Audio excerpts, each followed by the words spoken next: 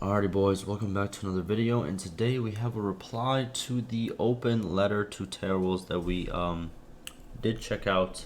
I don't know exactly how I'm going to upload this, so it might have been yesterday or the day before, but it's this letter right over here. I'm also going to link the video down below to me going through this post and also the full letter. Let me open it real quick. This full letter right over here, I go over pretty much the whole thing, so if you want to go check that out, then go check the link in the description. But here is the dev reply. Good to see that there is a dev reply, and let's see what has to be said. So if you are, again, if you didn't visit the other video, this is pretty much a lot of modding teams coming together, talking about multiplayer, custom servers, and why they are important, and why they are needed for the modding community to pretty much, succeed in making the mods that they need to make. And now we have the community lead, Caleb, responding. So let's see what he says. He goes, "Hey guys, thanks for taking the time to get together to prepare and share your feedback regarding custom servers and multiplayer modding with us. We started discussing it and we'll take it into account as development continues." Okay.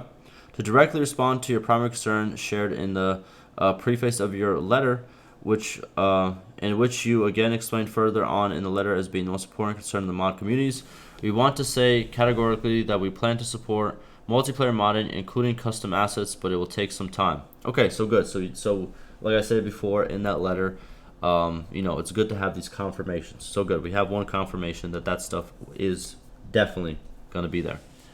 Then he goes, as stated in the future plans blog, we have a number of features that we're currently working on for multiplayer, with the custom servers being on that list. We understand that many of you would like to see server files and modding support features sooner, but unfortunately, they come with their own challenges and complications, and so we made our plans accordingly. So what it sounds like is just, that it's not ready yet. It's going to take some time.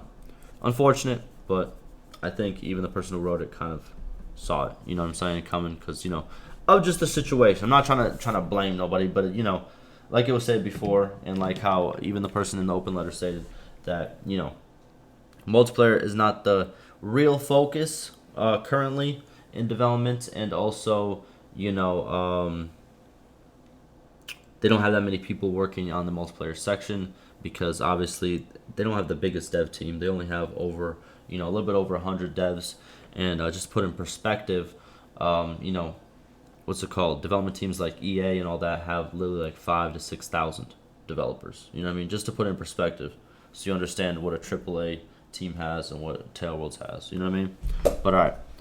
And they also still release the same game every year. Okay, I'm sorry. Let's continue. I'm sorry, I got carried away. He then states, it isn't quite as simple as reverting to one of the other suggestions you put forward as a potential solution either. If we take re-enable the create a game function as an example, the feature is mainly used for debugging, isn't stable, doesn't work at all with a number of game modes, and uses our servers. I thought that was the case, where it has a lot of bugs and just doesn't really work.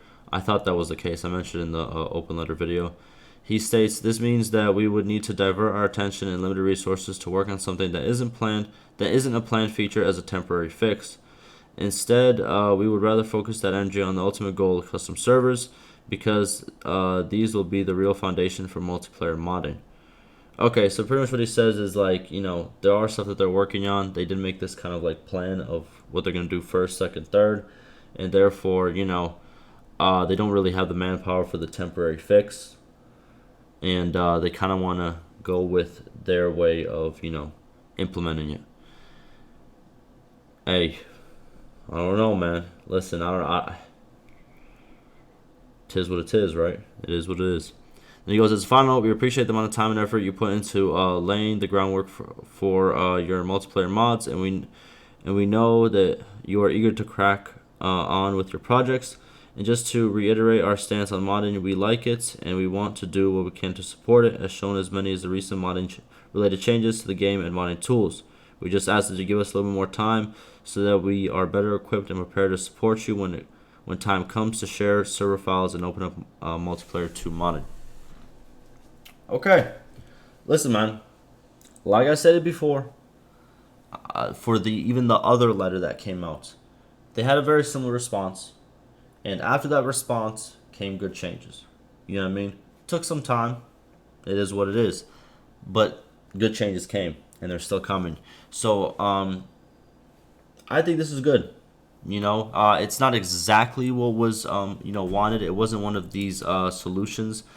One of the 4 solutions that was listed in here in the letter. Unfortunately, they're still gonna go with their current time. Kind of like current roadmap in a way. But they did state that they do want this. They do obviously multiplayer modding, custom assets, all that will be there. They just need more time to build up multiplayer and build up their support for the custom servers. Tis what it is. If more replies do come in, I will cover this more. Like always, links will be down below if you want to go support it, if you want to go say what you have to say about it. But that will do it for me. And yeah, like always, stay safe.